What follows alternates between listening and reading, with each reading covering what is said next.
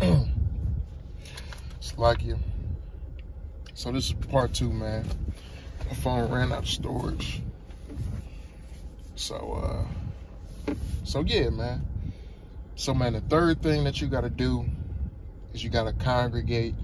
You got to get around like-minded brothers and sisters, man.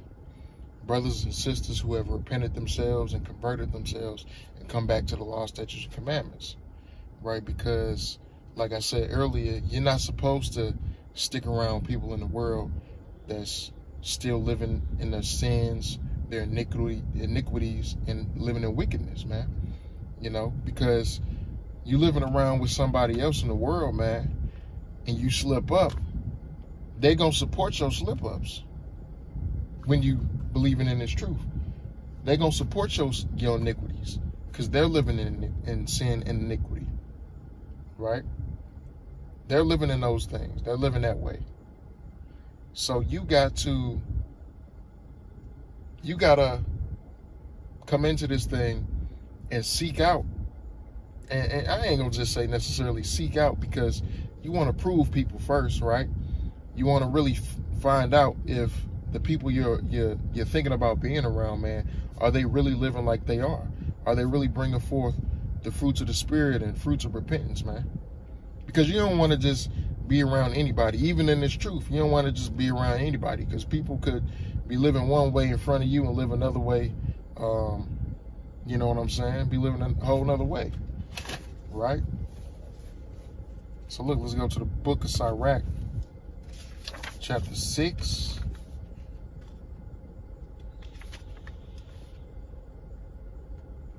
Chapter 6, verse 7. If thou wouldest get a friend, prove him first, and be not hasty to credit him, right? So when you get people, when you meet people, especially in this truth, when you meet new people and you begin to congregate and you know, look for people to be around in this truth, man, like, you got to prove them, right? You got to really examine them and see who they are, man, and see, are they living the way according to the book, according to these scriptures, man? You know what I'm saying? Is the way that they speak, man, is it according to these scriptures? If you go off, are they gonna be there for you?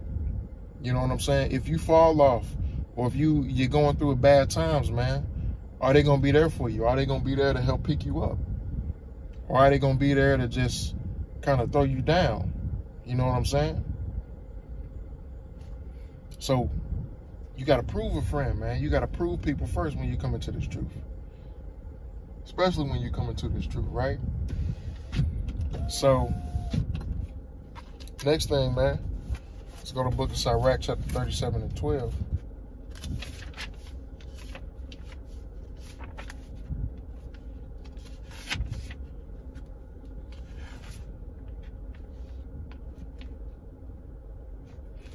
Right, this is the book of Sirach, chapter 37, verse 12. But be continually with the godly man, whom thou knowest to keep the commandments of the Lord, whose mind is according to thy mind, and will sorrow with thee if thou shalt miscarry. So we're supposed to be continually with a godly man or a godly woman who is keeping these commandments, man.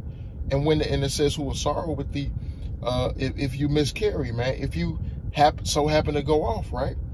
If a spirit try to come over you, man, and in your mind, man, you desiring certain wickedness, or if that old man try to come up against you, man, and you don't really know what to do, hey, man, you got to have people that's in this truth who going to support you and who going to be there for you in them times, and that's going to bring out these precepts to edify you, man, and show you the way to go, right? Because Jake in the world is not going to do that for you. Jake in the world is going to be like, man, go ahead and do that shit.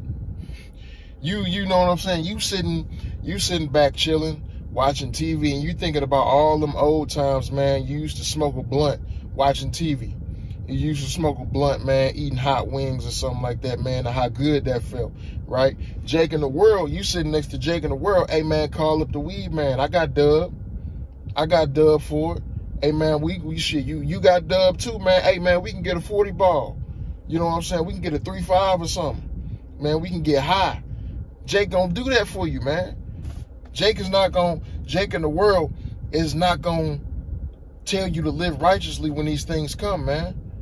Especially if you new in this thing and you don't know what to do necessarily, right? You got to be around people that's gonna guide you in the right direction, man. Guide you according to these precepts. You feel me? So that's how we got to be, man. I'm gonna close out with this.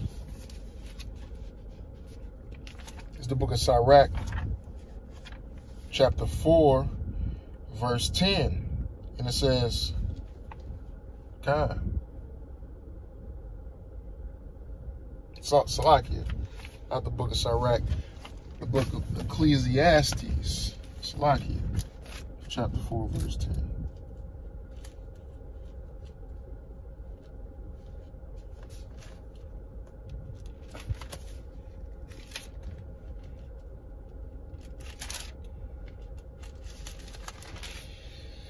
Right, this is the book of Ecclesiastes, chapter 4, verse 10. It says, for if they fall, the one fellow, Salakia, let's start at verse 9.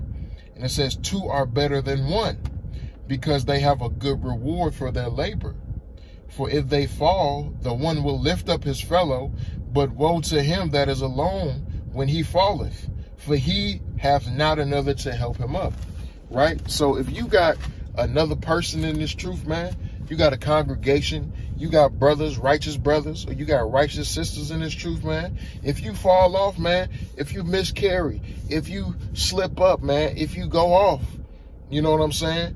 Hey, man, you can hit your brothers up, and you can be like, you can actually talk to them about it, man. You can let them know, be like, hey, man, I messed up. I did this, I did that, I boom, boom, boom. You know what I'm saying? This old spirit came upon me, and I had the desire to do this, or I may have slipped up and did this, man. Like, can y'all edify me? Can y'all help me out? Hey, man, you need that, especially in the beginning, especially when you come into this thing, man. You need that. You need that, right? Don't be no individualite out here, man.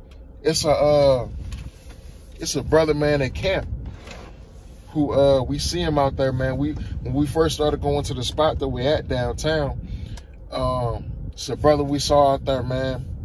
And, you know, he knows about the truth and everything like that, but the brother is an individualite, right? And, you know, we be seeing the brother out there sometimes, man. I seen him last week, you know what I'm saying, out there chasing after women, just being drunk out in public, you know what I'm saying, being drunk and all that stuff, man. And it's like, hey, you can't be living like that, because that individualite spirit, man, because it's like, hey, you want to get to a goal, and you know that you're weak in certain areas, and you need somebody to hold you accountable so that you don't slack off, right? Like, for example, you want to exercise, right? And you know you good at exercise, and you can do the exercises, you can do the workouts, right? But your weakness is with your diet. And you need somebody to hold you accountable to let you know, or you know what I'm saying? You need somebody to hold you accountable, so at the end of the day, when they ask you about it, and they like, hey, man, did you what'd you eat today? You know? And you being truthful, you say, man, I ate this, I ate that, but man, I slipped up, man, I had some cookies. You know what I'm saying? Or I had a soda or something like that. Or I had a piece of cake. You know what I'm saying? And that person, he'll get on you a little bit and let you know, hey, man, you can't be doing that. You want to hit this goal. You want to do this. You want to do that, man. You want to get down to this weight. Or you want to lose weight, or you want to tone up or something. You want to gain some muscle. Hey, you can't do that. You can't be doing that. You feel me? So it's the same way in this truth. It's the same way in this truth. You need people to hold you accountable. People who going to rebuke you when you go off, man. Because we're supposed to rebuke each other when we see each other going off, or when we see each other doing things that aren't according to the scriptures, right? So that's all I got for this lesson, man. Lord willing that this lesson was edifying, especially to the elect of the nation of Israel. And with that, man, I'm going to end the video. And shalom.